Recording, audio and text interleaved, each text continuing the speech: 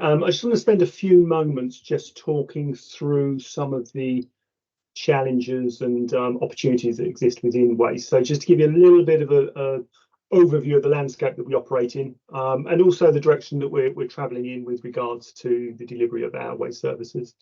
First, I just wanted to put some figures around this, a little bit of context. Waste is a high cost service that's delivered by the councils within Essex, currently spending around about £150 million a year collecting, treating and disposing of waste. And that is only going to go one way if we don't intervene to try and reduce the waste that's being produced, or take some action to increase the amount that's recycled. And often the opportunities exist in various sectors in terms of how we can tackle that, both in terms of the services we provide, the ways in which we can encourage residents within the county to change their behaviours, and also the technologies we use to treat or dispose of the waste that's generated. Essex is a large county, so naturally we produce a lot of waste, but actually we produce more than the average. So currently within Essex, we're producing about 8 to 10% more waste per household than the England average. And although we recycle a lot of our waste, we're way above the national average for recycling. We have seen the amount of waste recycled within Essex stagnate over the last 6 to 10 years. So there's a lot of room for manoeuvre in terms of improvements that could be delivered. We also see quite a variance in terms of engagement and participation in waste reduction and recycling activity across the county. So we have some areas where we do have low levels of participation, and also certain sectors of our community who don't engage in waste recycling behaviours or waste reduction activity. I mentioned earlier, we're going to see lots of change within the county, which we are going to need to react to and take into account when we're delivering our services.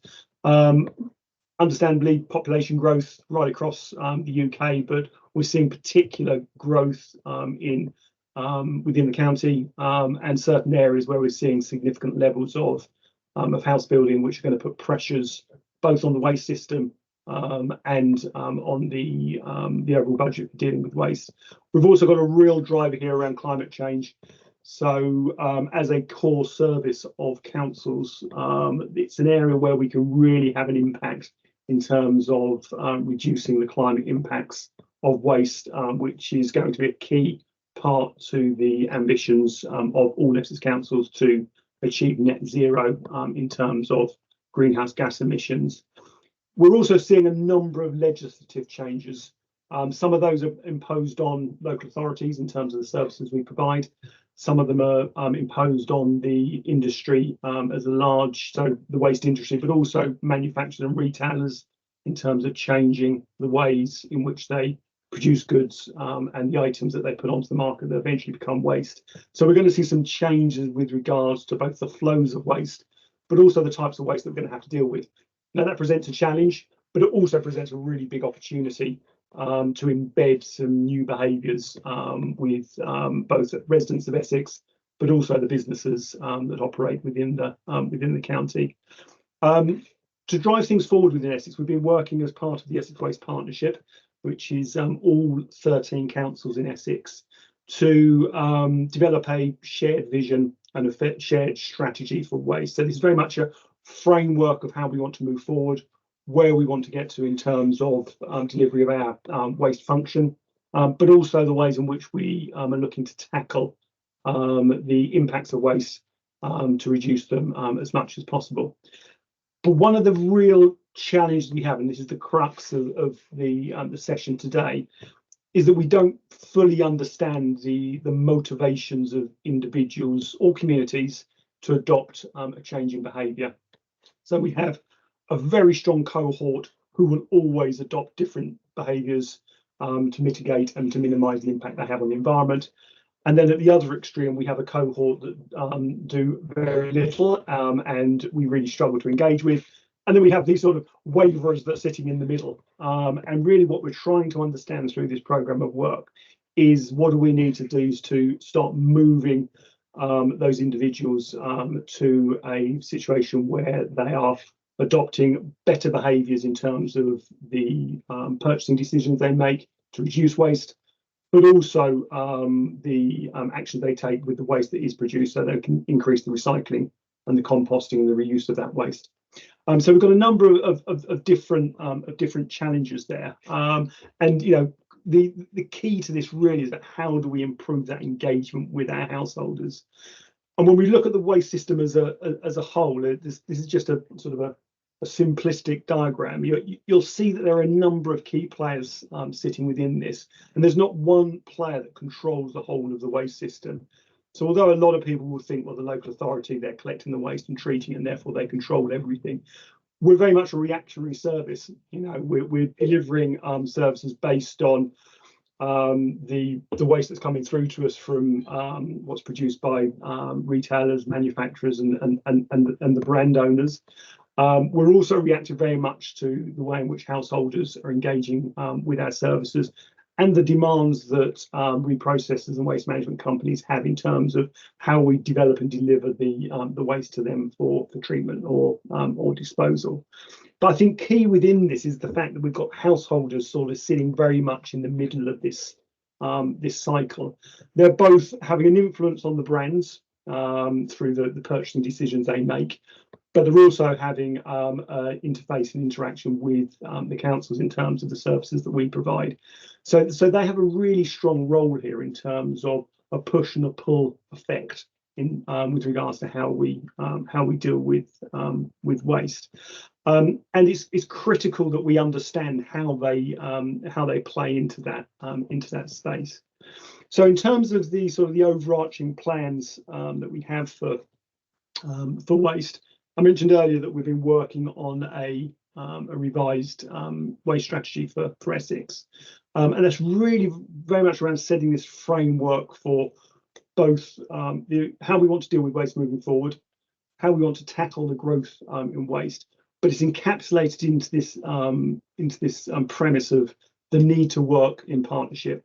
So that's the partnership of local authorities, but also a partnership with our citizens and the businesses within Essex. The success of waste and recycling services will always rest with the decision that the individual make, and that might be the individual making that decision when they're going out to purchase something, or it might be the decision they make when they're standing in their kitchen and they've got some waste in their hand and they're trying to decide which bin to put it in. You know, it's as simple as that, but we need to try and think about how do we engage with that person when they're taking those decisions, so that we can deliver the most efficient and effective services moving forward. Now, one of the things that we really are absolutely focused on within the strategy is reducing the overall amount of waste that we're having to deal with. Currently within Essex, we deal with in the region of 700,000 tonnes of waste a year, and we really need to just drive that down, minimise waste as much as possible, and then with what's left, try to get as much of that out for reuse and recycling rather than disposal. So very much this focus around world-leading performance for target setting, but also tying that in with innovation, trying different things. You know, as I mentioned earlier, we've seen this stagnation in performance. So despite providing really high quality services throughout the county, we're still not winning over a significant proportion of our population to make that leap and change behaviours or utilise the services that are being provided. And that's the blockage that we're really trying to unblock within this activity. We just ping forward a slide because I think this really sort of encapsulates the focus that we have around waste. Historically, local authorities have dealt with waste as a problem, just something to dispose of, and that's why throughout the country you've seen historical reliance on landfill, bury the waste, forget about it. It's not a problem. We've really got to change that focus. What we're endeavouring to do within Essex, similar to what we're seeing happening in other areas, but also the drive from national policy, is to move waste up this waste hierarchy. So very much focusing on how do we prevent waste in the first place. Once we've prevented as much as we can, how do we maximise reuse? How do we maximise recycling? Before we start thinking about, well, what do we do with what's left? So just to give an idea, within Essex, we currently recycle, as I mentioned earlier, around 50% of our waste. Our ambitions within Essex is to not only halve the amount of waste that we send off for disposal, but to maximise recycling, so to get recycling up to 65, 70% within the next decade. So, a real step change we're looking at in terms of those recycling rates. We're also proposing that we cease the use of landfill. So again, moving away from that bury and forget mentality, and treating waste as a resource of which there's an inherent value. So again, trying to change that mindset. And for that to be successful, it's not just about, as I said, putting in place the services. It's carrying our residents and our communities on that journey with us, so that they're supporting us throughout that process, and we can develop the right services to meet the needs of residents, and actually move things forward in that step change over the next decade or so.